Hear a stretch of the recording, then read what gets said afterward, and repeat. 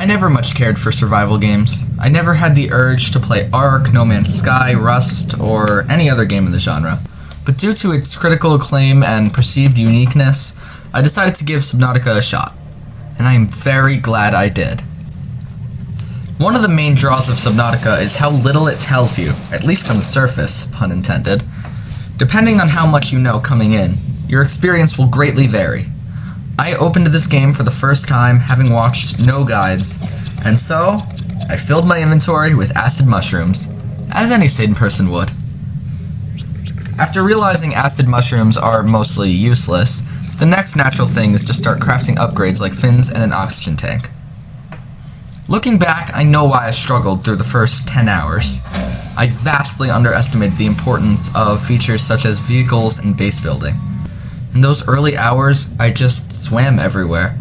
I swam to the sunbeam, I swam to all my resources, and lived out of the life pod. In the early game, I was very confused why there was so little clear progression. There were certain story beats that felt essential, but no clear path between them. Now I realize for those hours I was chasing the wrong thing. All I needed to do was stop looking for story beats and focus on becoming stronger. Around said 10-hour mark, I crafted the Seamoth and a starter base. I immediately found resource management and traversal much more fun and interesting. Once out of the early game, the two main goals are following the story and exploring the world. And these two go hand in hand perfectly, as I often found myself accidentally finding lore and even story progression just by exploring. Required story beats often lie deeper than you've ever been before, which is also where the materials you need are. This creates an engaging gameplay loop of increasing power and progression.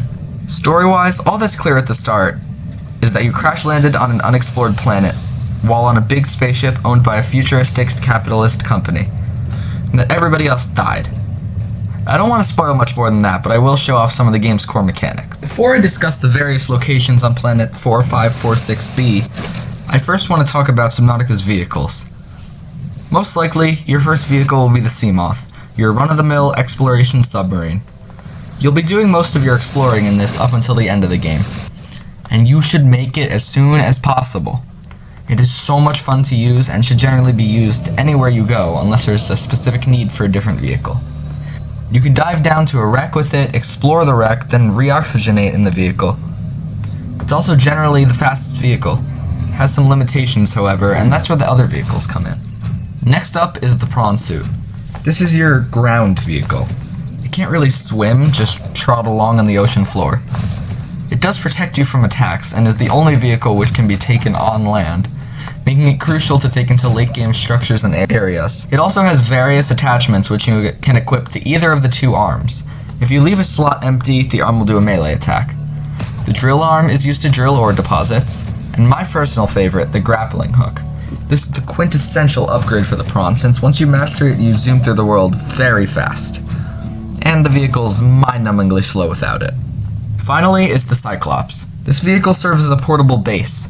You could build any base feature, save entire rooms inside this thing, but it is quite large. Thankfully, it has a docking station, so you could put your prawn suit or Seamoth inside and deploy it in tight spaces. This is a great segue into a feature of the game that took a while to grow on me, but really is essential: the base building. I didn't delve too deep into it, but the depth is there to make some amazing creations. Many people prefer to make many bases around the map to restock supplies, but I just use the main base in the shallows and the Cyclops. The Cyclops eventually developed into a fully fledged base, since it's fairly recommended to use it for a long journey at the end of the game. I grew food on it to manage hunger and thirst, built a modification station, fabricator, and generally took advantage of the Cyclops' features. This is my main base. There are multiple fuel options available, but I generally relied on solar power. It has a moon pool to charge vehicles, battery chargers, a bed, and storage.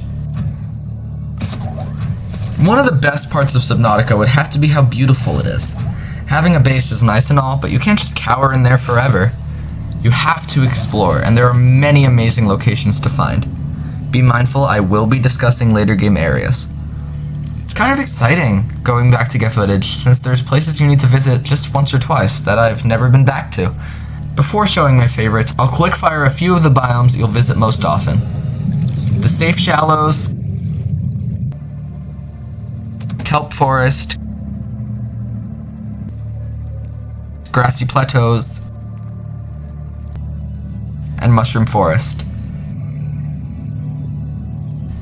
All of which are absolutely stunning in their own right. It's incredibly impressive that these are some of the less interesting locations in the game.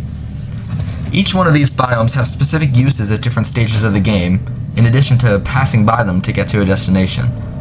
Like visiting the mushroom forest for lithium before you have a drill, or following the stalkers in the kelp forest to collect their teeth. This is not to mention the various wrecks throughout. Exploration is always rewarded in Subnautica, evidenced here by new crafting recipes generally being found by scanning things in wrecks scattered across the map. You may think everything in Subnautica is underwater, but there are a few well-placed land locations to spice things up. It's clear how deliberate everything is regarding this. There are no just random islands with nothing on them. Actually, there are only 2 islands in the game. The mountain island is where you will most likely discover the precursor alien buildings for the first time, as well as my favorite food source in the game, bulbo trees.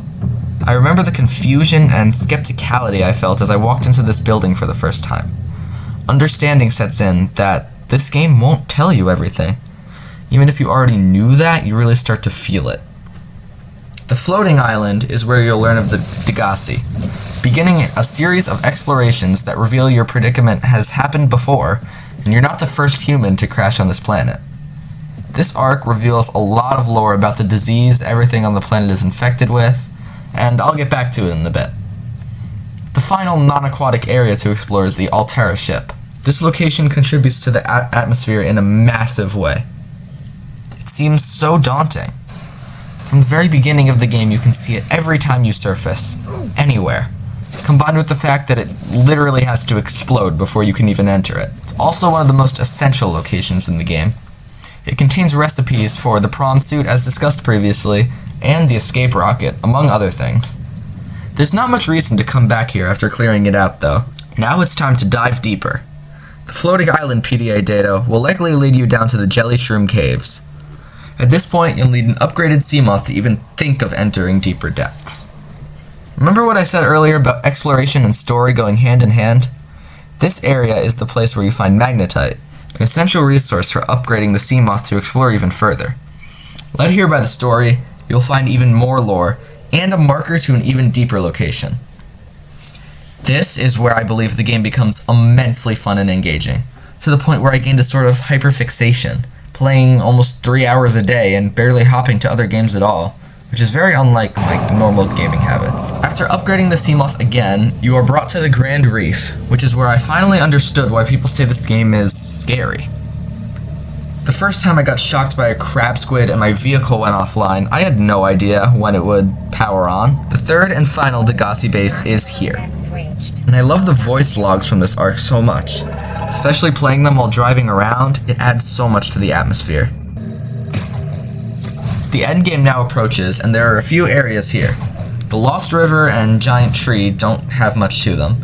You likely will take your Cyclops all the way down there, since there's no way you'll reach the bottom without a replenishable supply of food and water. The inactive lava zone is when you know the final push is imminent. Gliding through the area, you're looking for one thing: the cure, so you're finally allowed to build a rocket and beat the game. Finding the moon pool, revisiting the biomes to craft the hatching enzymes, then receiving the cure feels liberating. My final session when I beat the game was 4 hours of straight playing, because I immediately started building the rocket after curing myself. I made sure to grab plenty of late game resources and store them in my Cyclops so I wouldn't have to go back down. There's nothing new to explore at this point. You just collect whatever you might need, clean up whatever you want to do, such as hatching a cuttlefish. Then it's time to leave. The build up to liftoff gives you time to let it sink in. You have to power on all the systems one at a time. You have to create a time capsule. The feeling of finishing this remarkable experience is incredibly rewarding. Time capsule jettisoned.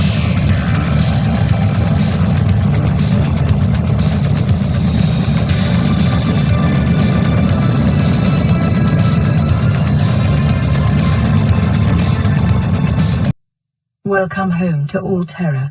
Permission to land will be granted once you have settled your outstanding balance of 1 trillion credits.